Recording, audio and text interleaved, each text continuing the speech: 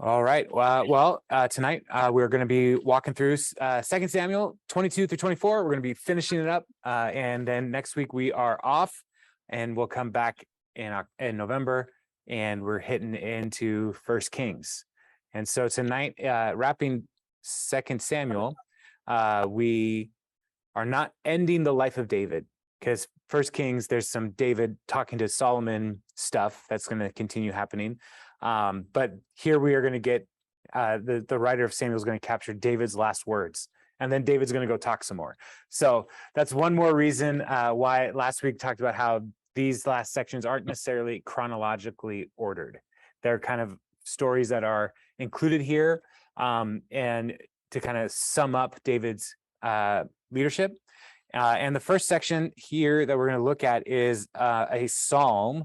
And the psalm is also basically word for word Psalm 18. And so this is a song of victory for David, and looking at how God has provided and protected, provided for him and protected him and his household. And so as we read through this, there's going to be things that you will have said, I've heard that before. And it's because it's also Psalm 18. So even if you've never read 2 Samuel, you've heard this before. So let's just jump in there. Let's just jump forward. Okay, I'm going to kind of chunk it down into different sections. And so I'm going to read through verse 7. David sang to the Lord the words of this song when the Lord delivered him from the hands of all his enemies and from the hand of Saul. He said, "The Lord is my rock, my fortress, and my deliverer. My God is my rock, in whom I take refuge, my shield and the horn of my salvation.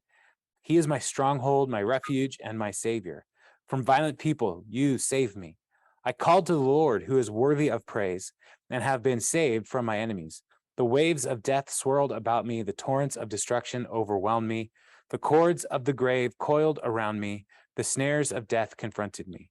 In my distress, I called out to the Lord. I called out to my God. From his temple, he heard my voice. My cry came to his ears." So in the introduction to this psalm, talking about how the Lord delivered him from his enemies and from the hand of Saul, that's one of the placements of when did David actually write this psalm? Not necessarily at the end of his life or later. It could have been earlier, maybe right when he became king. And because this song has a lot of it's a big song, so it could have been something that he worked on throughout his life. So it doesn't necessarily mean that he just sat down and wrote it all at one time. He could have been developing it over time.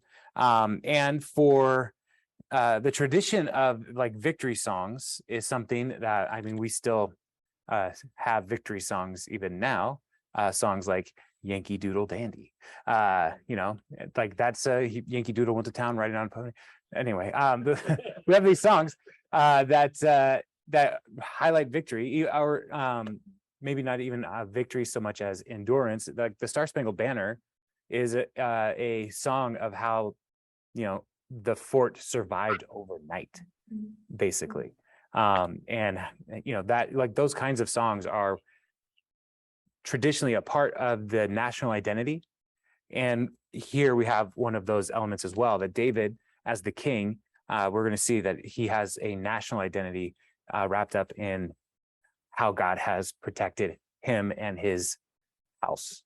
And knowing that David, the significance for the people of Israel, is that David's monarchy and his descendants are the chosen family that God chose. And so how God protected David's family trickles down to God's protection for the faithful and among Israel as well. And so David almost has like a George Washington-esque significance for the people of Israel, like founder first. He's not the founder of Israel, but like the first good king, in heavy quotes on good. He's a mess, but compared to Saul, more faithful. Anyway, David's a mess. We can agree with this. part of this as well, that we see there's a lot of metaphors, and one of the metaphors is the waves of death. And so in those moments of overwhelming forces coming against him, it like that like wave of death that like if I don't know how to handle this wave, it could kill me. And if we've ever been in the ocean, like I don't like swimming in the ocean because I know how powerful it is. And so and so like Michael, you surf, but you know what to do, you know. Yeah. And it's nice to get out and like know how to work the waves, right?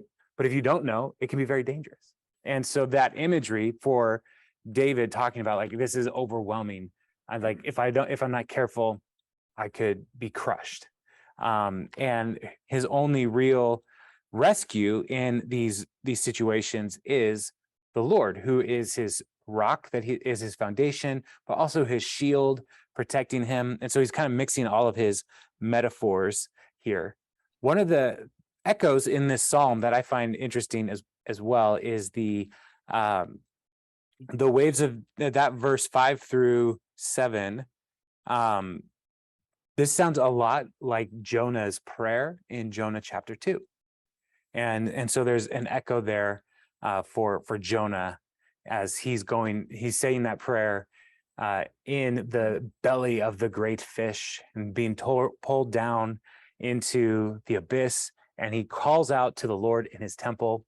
And so there is a similarity here in revealing God's faithfulness in hearing the cries of his people. Let's keep going through 8-16. The earth trembled and quaked. The foundations of the heavens shook. They trembled because the Lord, was angry. Smoke rose from his nostrils. Consuming fire came from his mouth. Burning coals blazed out of it. He parted the heavens and came down. Dark clouds were under his feet. He mounted the cherubim and flew. He soared on the wings of the wind. He made darkness his canopy around him in the dark rain clouds of the sky. Out of the brightness of his presence, bolts of lightning blazed forth. The Lord thundered from heaven. The voice of the Most High resounded. He shot his arrows and scattered the enemy. With great bolts of lightning, he routed them. The valleys of the sea were exposed, and the foundations of the earth laid bare, at the rebuke of the Lord, at the blast of breath from his nostrils. And so as David calls out, the Lord responds. And so here we see God revealed in power of creation. The earth shakes, the thunder, the lightning, the torrents, all of these things are displays of God's power and mastery over creation itself. And there are instances where David could have seen, miraculous rain that made it difficult for his enemies to fight against him, or an earthquake that was at just the right time that could have been protection from God. And so David recognizing that the Lord is not limited to the weapons of war of humanity, but that he can use all of creation to do what he wants to do. There's also a contrast with the Lord Yahweh and the gods of the Canaanites to keep in mind as well, because Baal, who is the often depicted with thunder and lightning and rain, because he's a part of the harvest pantheon of gods that are looking at care for the harvest. And so here David is saying it's not Baal who helps people, it's the Lord Yahweh. And so sometimes when we read through these Psalms, we should also be thinking through like who else could try to make these claims about this kind of power. And as followers of Jesus, readers of the Hebrew scriptures and the New Testament, to be able to say like it's all pointing back to Yahweh, not to a pantheon of small gods, but the Lord himself. So let's turn to 17. He reached down from on high and took hold of me. He drew me out of deep waters. He rescued me from my powerful enemy, from my foes who were too strong for me. They confronted me in the day of my disaster, but the Lord was my support. He brought me out in a spacious place.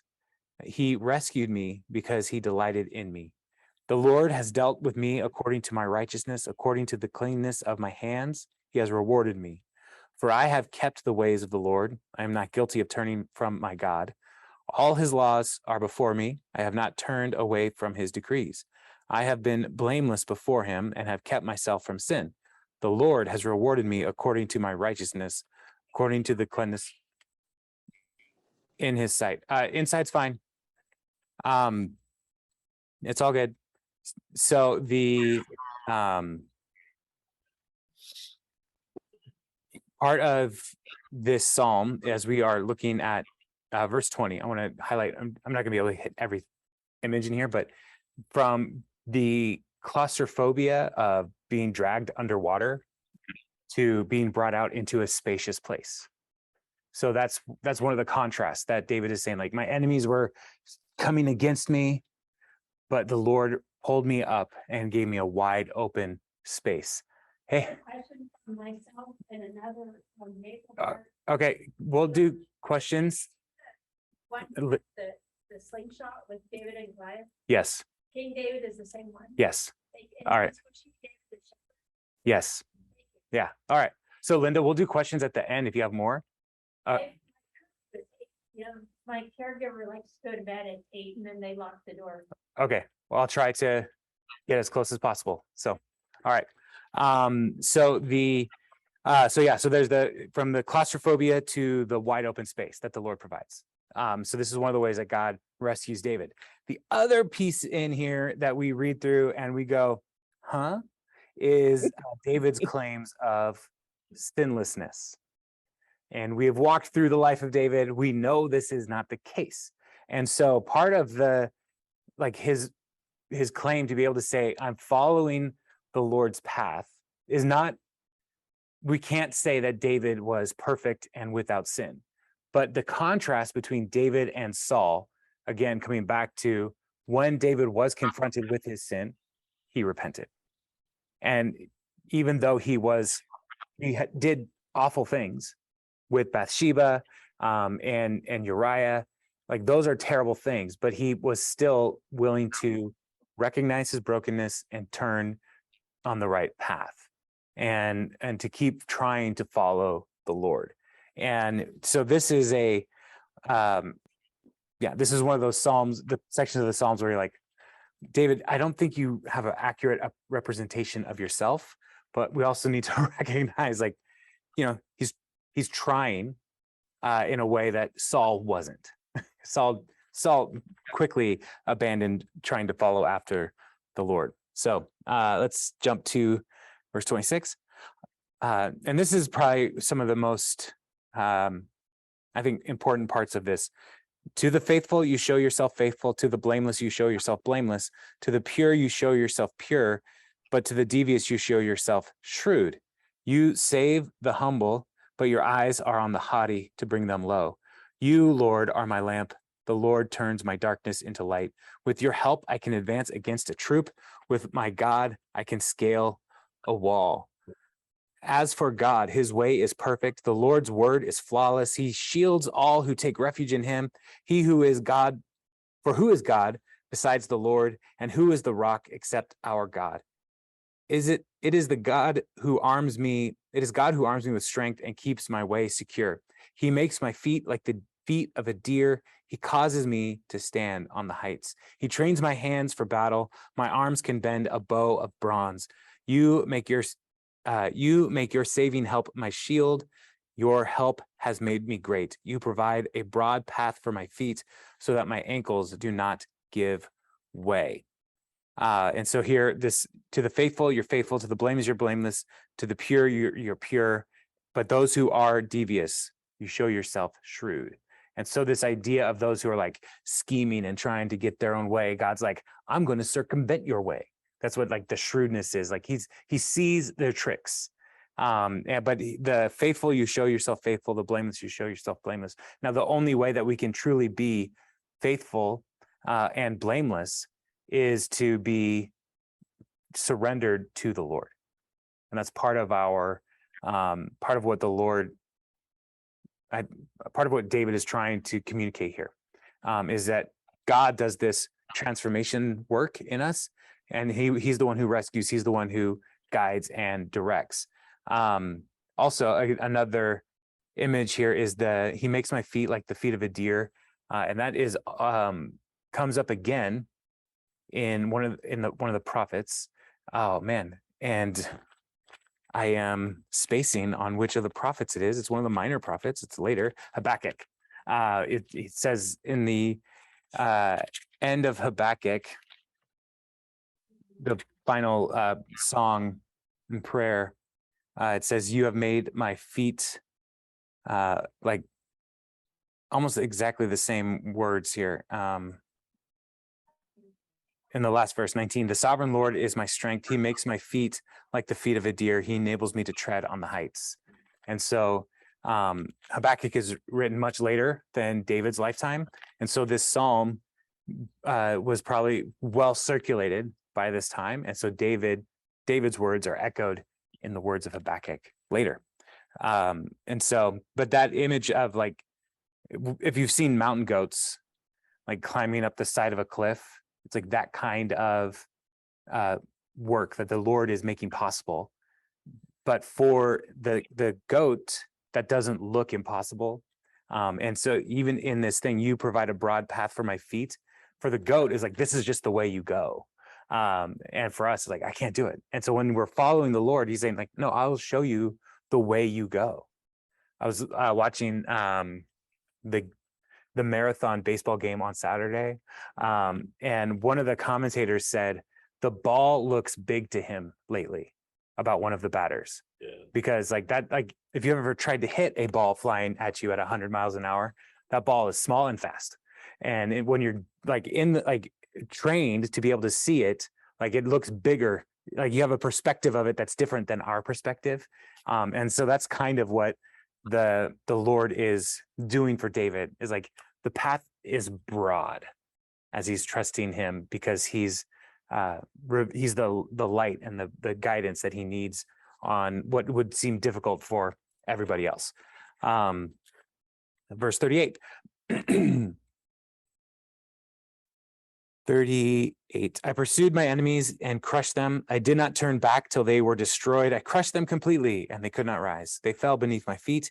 You armed me with strength for battle. You humbled my adversaries before me. You made my enemies turn their backs in flight, and I destroyed my foes. They cried for help, but there was no one to save them. To the Lord, but he did not answer.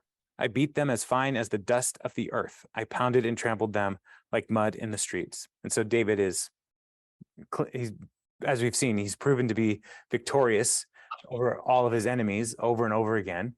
And he's giving credit to what the Lord giving him the strength to do these, to defeat his enemies in this way. Verse 44, you have delivered me from the attacks of the peoples. You have preserved me as the head of nations. People I did not know now serve me. Foreigners cower before me. As soon as they hear of me, they obey me.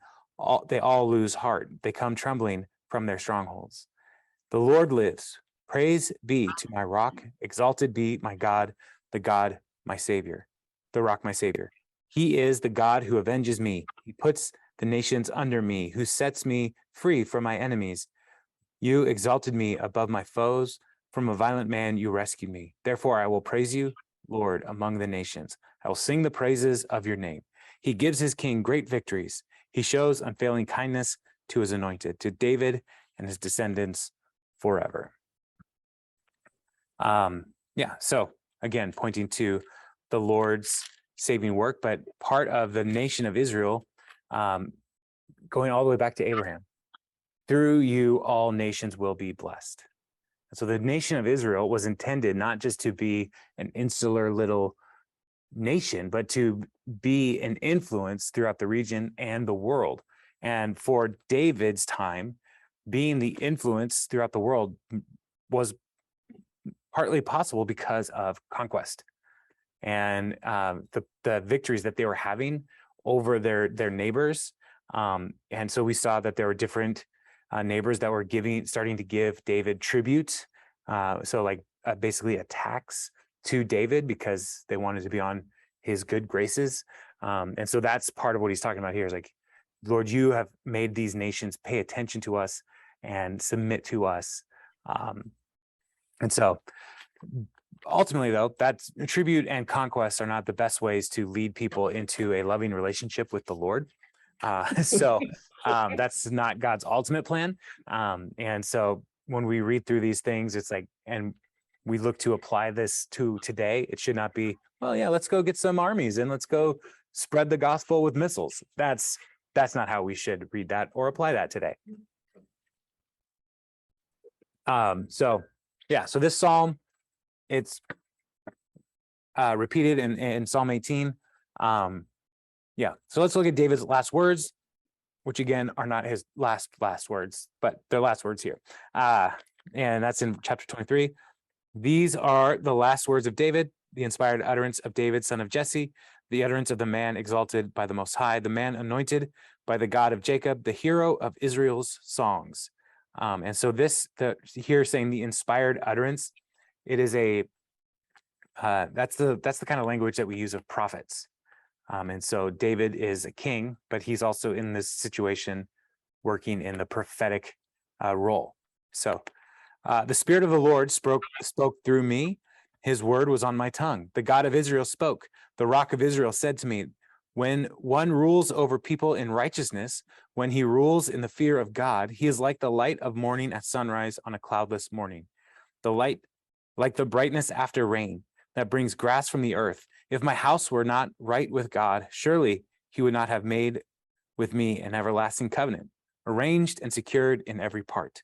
Surely he would not bring to my fruition my salvation and grant me my every desire. But evil men are all to be cast aside like thorns, which are not gathered with the hand.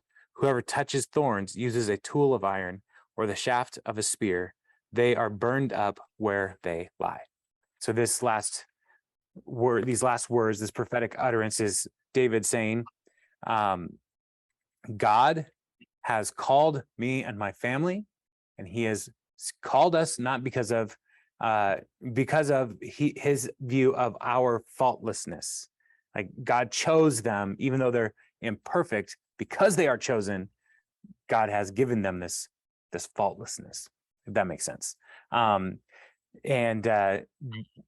If these were David's very last words right before he died, that's impressive, because that's some well thought out things to say right before you die.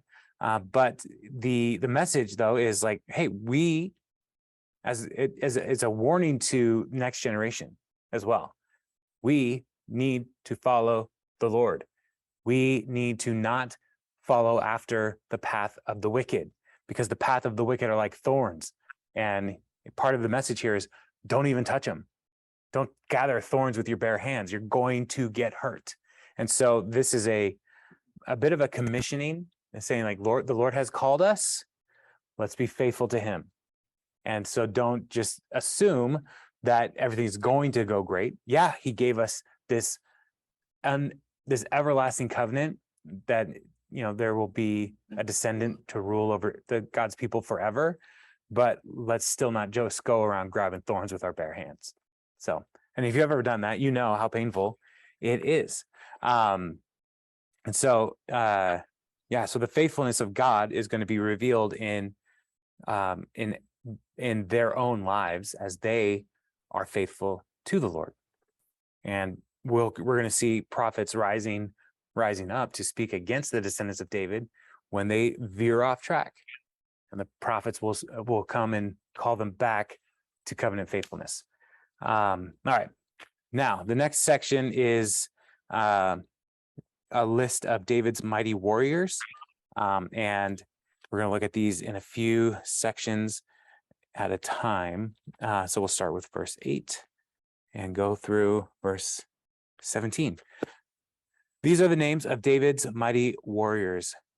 Yoshev Bashabeth, a Takamenite, was chief of the three. He raised his spear against 800 men, whom he killed in one encounter. Next to him was Eleazar, son of Dodai, the Ahoite. As one of the three mighty warriors, he was with David when they taunted the Philistines gathered in Pasdamim for battle. Then the Israelites retreated, but Eleazar stood his ground and struck down the Philistines till his hand grew tired and froze to the sword. The Lord brought about a great victory that day. The troops returned to Eleazar, but only to strip the dead. Next to him was Shammah, son of Agi, the Hararite. When the Philistines banded together at a place where there was a field full of lentils, Israel's troops fled from them. But Shammah took his stand in the middle of the field. He defended it and struck the Philistines down, and the Lord brought about a great victory. During harvest time, 3 of his 30 chief warriors came down to David at the cave of Adullam, while a band of Philistines was encamped in the valley of Rephaim. At that time, David was in the stronghold, and the Philistine garrison was at Bethlehem. David longed for water and said, "Oh, that someone would get me a drink of water from the well near the gate of Bethlehem." So the 3 mighty warriors broke through the Philistine lines, drew water from the well near the gate of Bethlehem, and carried it back to David. But he refused to drink it. Instead, he poured it on out before the Lord. "Far be it from me, Lord, to do this," he said. "Is it not the blood of men who went at the risk of their lives?" And David would not drink it. Such were the exploits of the 3 mighty warriors. So these 3 dudes, Josheb, Bashabeth, Eleazar, and Shammah, all were in the hierarchy. There's Joab was the chief, but these 3 were then like sub commanders under Joab, and each of them, like we see, like this impressive victory over the enemies of the Philistines and the Philistines. They kill hundreds of people, hundreds of enemies by themselves. And then the first one with one encounter. So it's not like he was keeping a running tally over all the battles. It was like, no, just this one time. This Josheb Bashabeth did all of that. The only way this is possible and why this is here is because the Lord enabled these men to fight with great power and strength against the Philistines. And so that's part of the reason why these are included in this section, is like, look at what the Lord did through these 3 men. And even when the other members of the army wanted to run away, these 3 were bold and courageous. And so as we're looking at David's songs of victory, and then we're reading his last words, "Be faithful to the Lord," then we start looking at these mighty men and recognizing this is what God can do through the faithful, through those who are willing to trust God for the victory. So part of that, then, these 3, they're with David, and David's like, "Man, I'm super thirsty. The best water in the world is from the well at Bethlehem. But the Philistines are running the city right now. There's no way." And so these 3 guys who are more than capable to get some water break through the Philistine lines, bring it back. And every time I read this story, I'm kind of, for years, I've been very disappointed with David. Like, you just dump it out. And part of the dumping it out is not just like, "Oh, what a waste," but it really is like these guys risk their lives. And so this water is more valuable than any other water in the world. And so David, in this prayer, is pouring it out as a drink offering. He's saying, I'm not good enough for this water. And so he is giving it to the Lord as a drink offering. And so while as we read it, it's like, wow, that's just so rude. But David is, in a way, is honoring them. And we don't get to read their reactions to this, but that's really the essence of it, is he's worshiping God and honoring them for their willingness to do this. I've never had water that good that I would say, hey, would anybody be willing to go and break through enemy lines for some water? Yeah, so it must be really good water. I hope to have some sometime. Let's go to verse 18. Abishai, the brother of Joab, son of Zeruiah, was chief of the three. He raised his spear against 300 men, whom he killed, and so he became as famous as the three.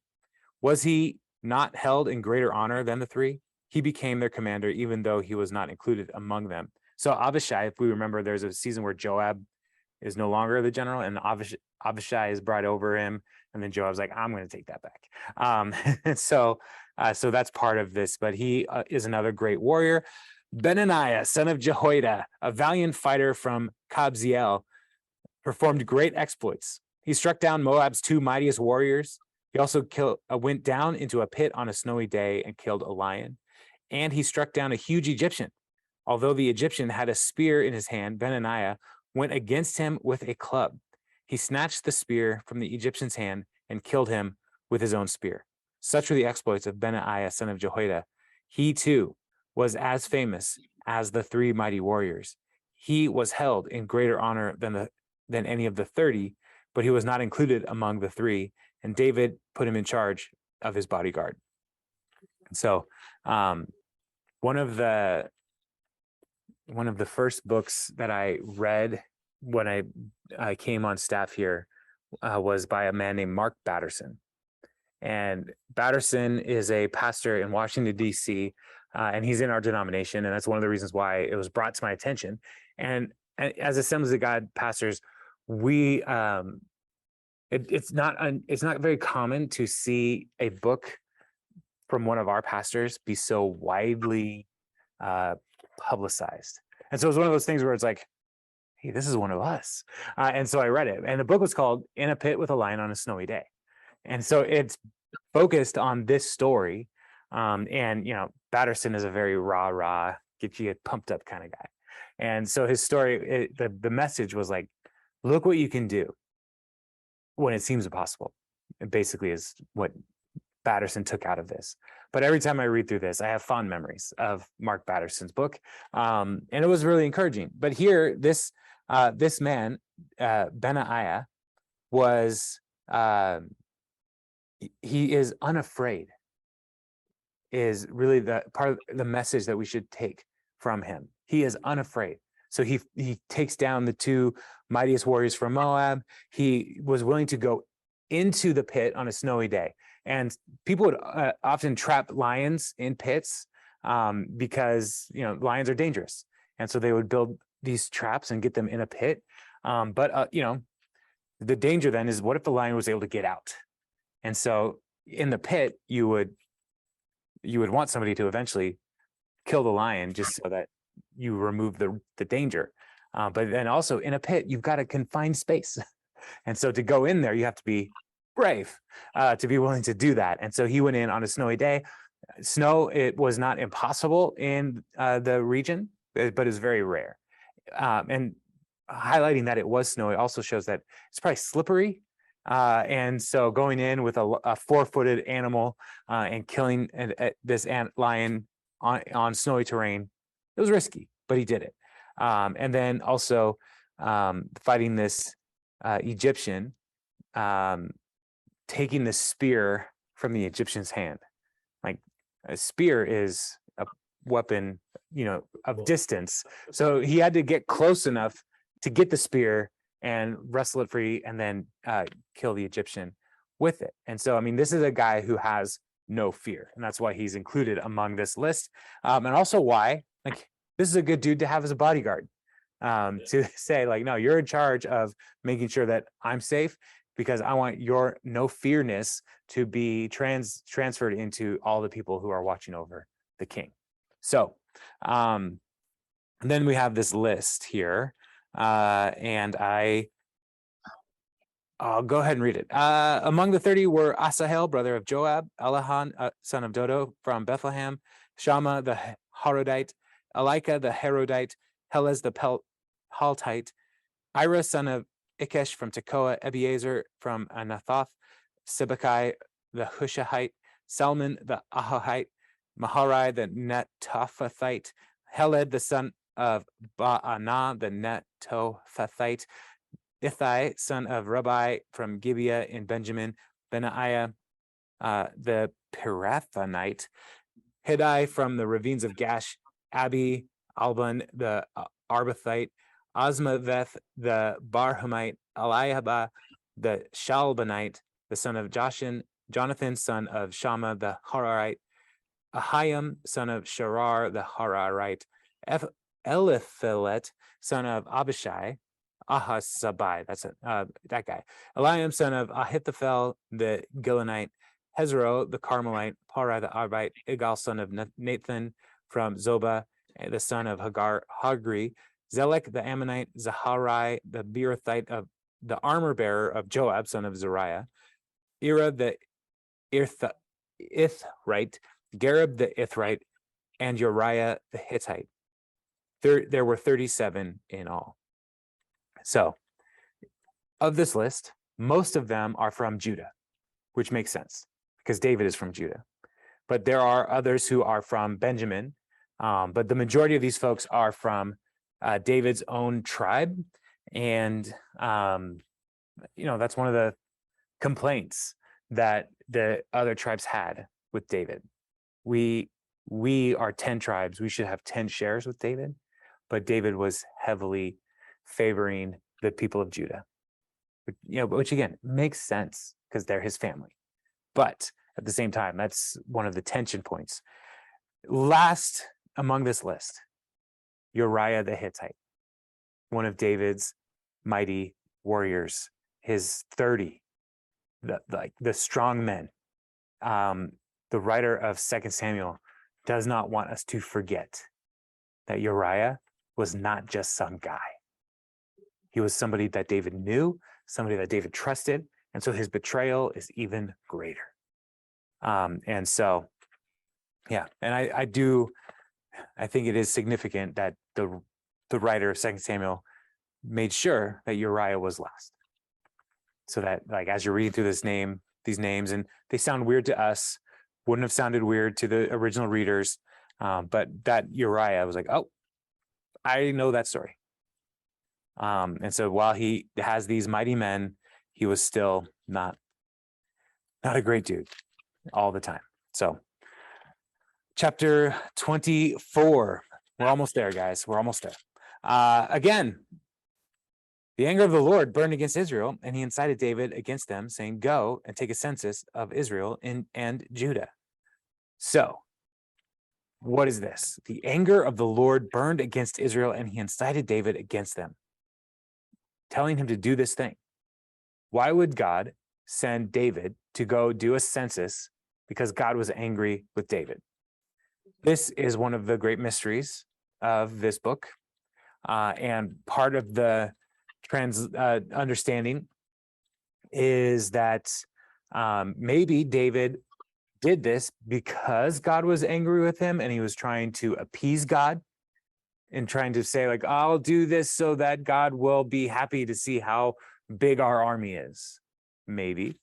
Or there's an understanding of God's sovereignty over all of the spiritual forces in the world. Even King Saul had a tormenting spirit from the Lord. And so was there something that David did that in his life that upset the Lord? And so he sent a spirit like the spirit that was tormenting Saul, so that David would fall into folly and do something terrible, so that David could have the opportunity to repent. Maybe. So this is a passage of scripture that has great tension in it. And so my goal is not to resolve the tension as much as to say, yeah, you read that, I'm like, I don't know what's happening here. A lot of people have been arguing about this for a long time. So you are not alone. So they're going to do a census, which is a count of all the military men. So the king said to Joab and the army commanders with him, go throughout the tribes of Israel from Dan to Beersheba and enroll the fighting men so that I may know how many there are.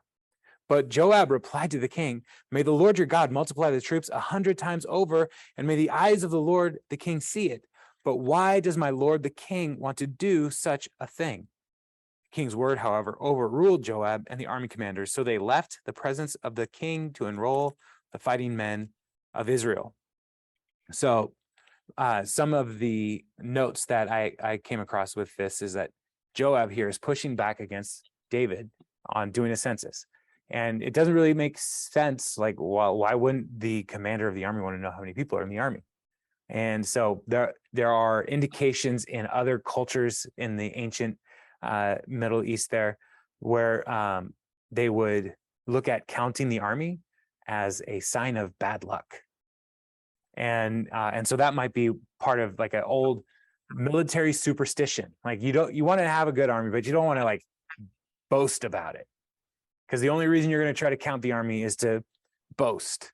And so Joab's pushing back to say, hey, this is probably not a good idea. But David says, no, go and do it.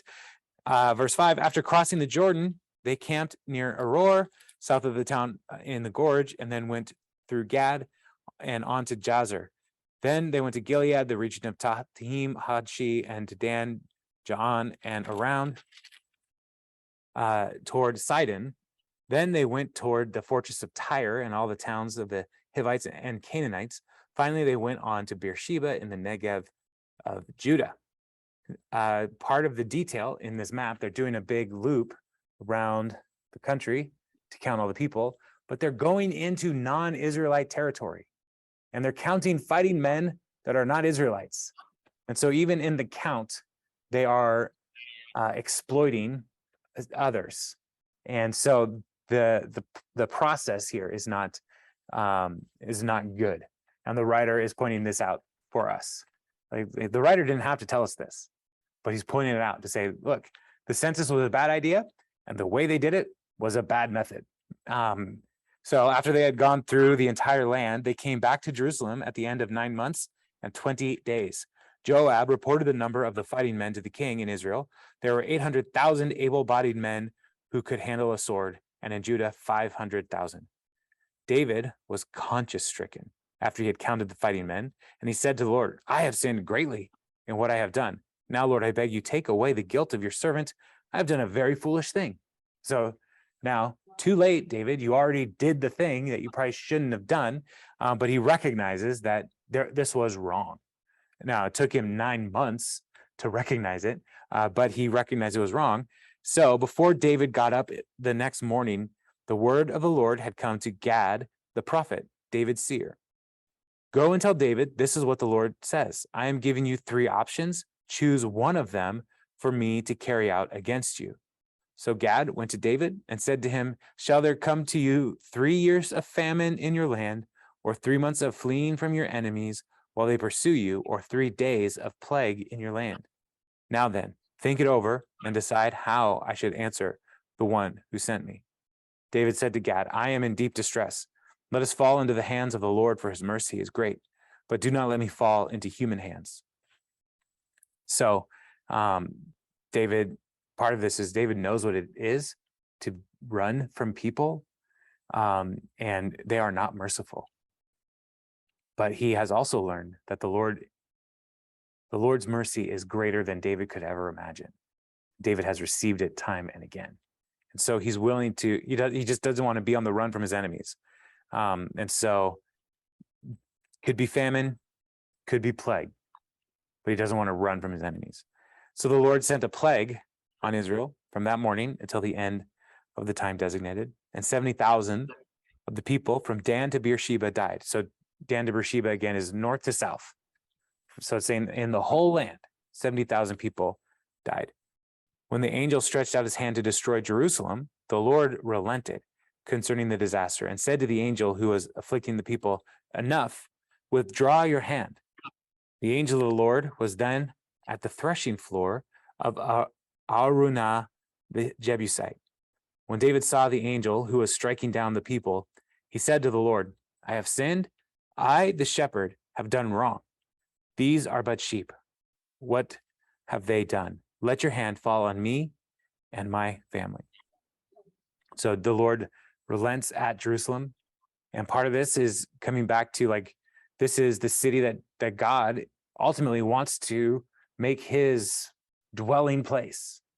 And so we're going to see like how this comes about. But David is recognizing his wrong again, and he's asking, Lord, let this come to my household instead of anybody else.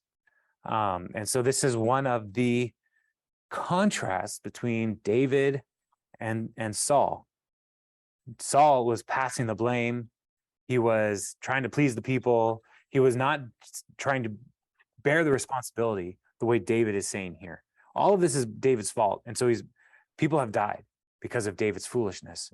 But now like he's trying to put an end to it and say, may the rest come to me. Verse 18. On that day, Gad went to David and said to him, go up and build an altar to the Lord on the threshing floor of Araunah the Jebusite. So David went up as the Lord had commanded through Gad.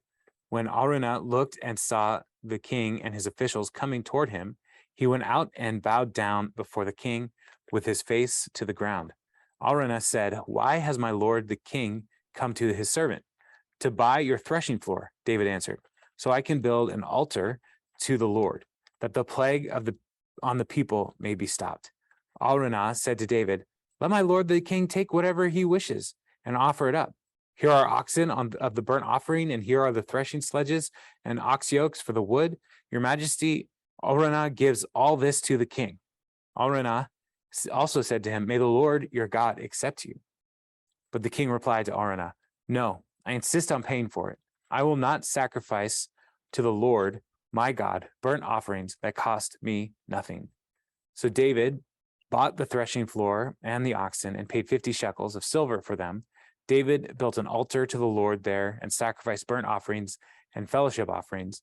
Then the Lord answered his prayer in behalf of the land, and the plague on Israel was stopped. So David goes to buy, he's directed by Gad to go and buy the threshing floor where the angel is just there. And I don't know if anybody else could see the angel. Araunah seems to not really notice. Like he's out there doing work and he sees the king coming, doesn't see this angel hanging out, like just not killing people. But he comes up and David's like, I need to buy this. And this land would have been up on the hill because the threshing floor, threshing wheat required wind. And so you would like scoop with like a pitchfork the wheat, and you would lift it up. And the wheat kernels that you want to keep are heavier than the chaff. And so the chaff would fly away and the wheat would fall down. And so this was a big space, and it would have been up on a hill. And so maybe one of the highest points in the land. And so that's why David probably could see the angel pretty well. And so he goes there and he wants to buy it. And Araunah is so generous. Like, no, take it. You're the king. I trust you, David. Which is like, why? But David is being tempted here to take the easy way. He just wants to give it to me. I'll take it. Look at this guy being so generous. I'll take it. But David insists on paying for it. And he got a really good deal, 50 shekels of silver, compared to Abraham buying the cave by the trees of Mamre. He paid 400 shekels of silver. So David got a screaming deal on this hilltop. But he buys the threshing floor, and he builds an altar there, and he makes a sacrifice. And this altar that he built was probably a stone altar that was arranged and with like unhewn stone. So it wasn't anything pretty. But the sacrifice there was the cow that was burnt up entirely to the Lord as a sin offering. Now, this place, the threshing floor of Araunah, is going to be the place where the temple will be built. And so David buys this. And earlier, remember, he wanted to build a temple for the Lord. And the Lord said, no, you're not going to do it. Your descendants will do it. So David continued, though, to build a stockpile of resources that would eventually go to the temple. And now here, towards the end of his life, as Samuel's maybe telling us, it could have been earlier, we don't really know, he has secured the land. And this is the end of the scroll of Samuel, is David securing the land. And as we walk through like the history of the people of Israel, we see again and again, thank you, that the Lord, okay. Were you the man who last Christmas Eve at Creekside Church said Christmas lights are a representation of the Christ? Was that you or a different speaker? It might have been me. Yeah. That was great. I loved Okay. it. And I Thanks. told her that Church of Jesus Christ of Latter-day Saints too, and I wrote it in my notes. So All right. wonderful. Thank you. All right, Linda, thanks for joining us tonight. Thank you. All right. Well, be safe, okay? All right. Yes, indeed. Thank you. So all that David is building here is he's setting up the next generation. But when we walk through the history of the people of Israel, securing the land is an important thing. And so Abraham secured the land through for his descendants by purchasing a grave. And now David is securing the land to build the temple by purchasing a threshing floor. And the first thing that is done there is a sacrifice. And the temple is going to be the centerpiece for the worship of for the people of Israel for generations to come. And it's going to be a place where sacrifices are made over and over and over again. And David was the first one to sacrifice there. So that's where we're going to wrap up. Any questions on 2 Samuel 22 through 24? There's a lot of names, there's a lot of poetry, there's a lot. So any questions?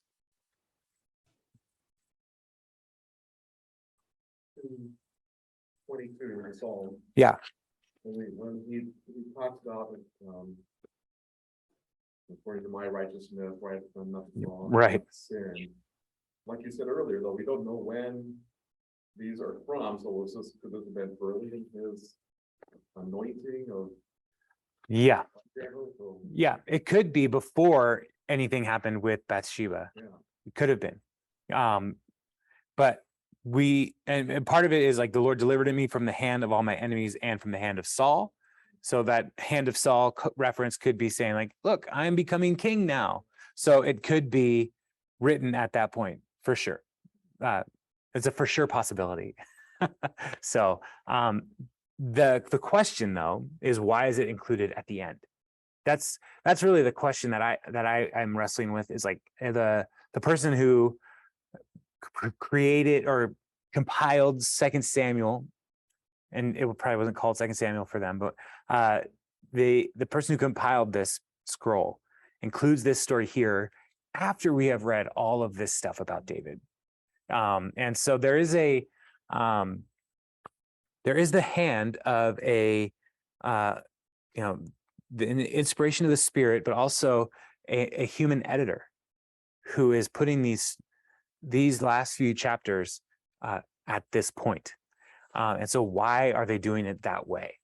And I think one of the things for us to remember is, yes, David was God's chosen king. He was a man after God's own heart. He was the one who the Lord chose. And it would be very easy to want to kind of just minimize all the other stuff that David did. And, we see in the book of Chronicles, there's most of Chronicles is just following the good things that the kings of Judah did and leaving out even the bad things that the kings of Judah did, trying to minimize those. Samuel and 1st and 2nd Kings are giving us like the real dirt. Like these people are a mess. And so these stories here at the end of 2 Samuel, I think, are included to help us keep David human, to remind us like, well, he was good. He did a lot of great things. He unified our country, but he was also a mess. He was deeply flawed. And we need to remember that. And so looking at if this psalm was written early, looking at his early ascendancy, and then contrast this with 24, and if this is towards the end of his leadership, then we also are reminded, like, but he was still doing dumb things. But even when he was doing dumb things, he still managed to buy the place where the temple was going to be built. And so, like, just a really complicated person. And he's not just the guy that we know the stories of the shepherd and killing the bear and the lion with my hands, killing David and Goliath, the story of David and Goliath, and like not killing Saul, and all these things that he did that were like, wow, what a good dude. But then also gets a little bit of power, gets a little bit of comfort, and he regresses into selfishness, just like what is common with so many. And even us, like when we get power and we get comfortable, it's easy to take advantage of that. And we need to be mindful. Like, we are not better than David, and David is not better than us. And so what we need is a more perfect David. And that's one of the messages that we read as we read through the Kings. We're going to see none of these kings ever really live up to David. Even Solomon didn't really live up to David. And so disappointment after disappointment after disappointment, and then a good one, and then a disappointment, and back and forth. We need a better David. We need a better king. And as we read through the prophets, there's messages of the prophets talking about the divine king that will come. And, in the time, they'll probably think, well, it's whoever the son of the king is. Maybe it's the next one. No, the prophet was also looking farther to the future in a way that the Lord inspired to say, like, no, there's a king coming that will not disappoint. And we find that ultimately fulfilled in Jesus, the son of David, the son of God. Yeah. So, yeah, but good observation, Kevin. Like, it could have been early, but we don't know. We don't know, but it's included here, which is the really frustrating part of the whole thing. So, like, I wish they would just date things. So, like, all of my notes, like, you can't see this, but my title for every file that I write starts with year, month, day, so that I can search it quickly. I wish they would do stuff like that. If I had a time machine, I'd just go back and say, all right, guys, I got to write down some days. like from where I'm at, you're in 10,000 BC. Work with that, or whatever. So, that's probably not the best way to use a time machine. So, all right. Any other thoughts or questions? Do you think David had the plan that would be the temple site? If he was collecting other things, was he already thinking this will be that for that site? I can't answer that with what the text says, because the text does not indicate. The reason he buys it is because the Lord tells him to. So, sorry, I closed my Bible. The angel stops there, and the Lord speaks through Gad to go and build an altar there on the threshing floor of Aruna. And so, the Lord stopping there was ultimately the determiner that that's where I need to do this altar. So, this is all part of God's plan more than David's plan. So, I mean, what's amazing is how important that site is for the world, even now. Yeah. Like, the Temple Mount has been fought over. Yes, 3 major religions in the world revere this place, and it is occupied by a mosque right now, the Dome of the Rock. And the significance of this place and the significance of the land of Israel itself is really overwhelming when it's like, it's just so small. It's so small, but it's so important for so long. And so, but this was God's chosen place. And so, thinking about what that place, the significance of the temple, when we read about in the Kings, when they're like letting the temple like go to ruin at different points, And then like the revival comes when they're like, no, we need to take care of the temple, clean it up, make it better. Why are we not revering what God has blessed us with? Why are we not treating it with reverence and respect? And so, yeah, it's the history here is these historical books. I love them. They're so much fun. So there's a lot of great stuff. So yeah, Michael, you had a question? Yeah.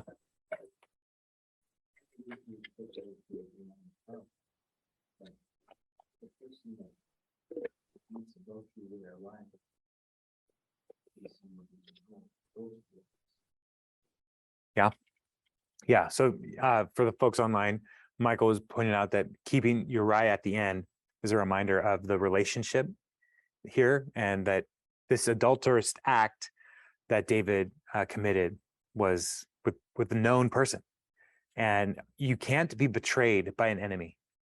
Something that my father-in-law would say often. And he was the pastor of Creekside for years before I was the lead pastor. And there are times in churches and in relationships where people turn on you.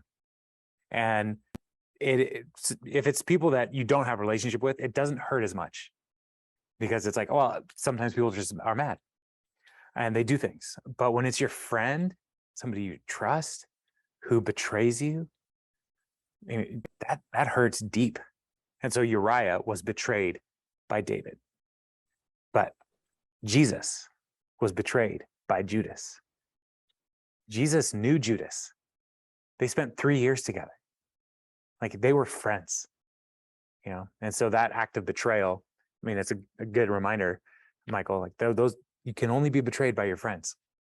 And yeah, which is hard, but it's part of the human story of David, that he is far from perfect. So any questions from our online crew of folks? No? All right. Well, you all have a blessed day, blessed week. The rain is coming, the smoke will go away. And yeah, it's good news. And we will not be together next week, remember? So don't try to log into Zoom. Don't try to come down the ramp into this room. The door will be locked. If you want to go to youth group, that's just weird. So at this point, it's just weird. So we'll take this next week off, and we'll be back the first Wednesday in November. So God bless, and we will see you all later. Thank you. Thank you, Jason. Have a good night. Bye.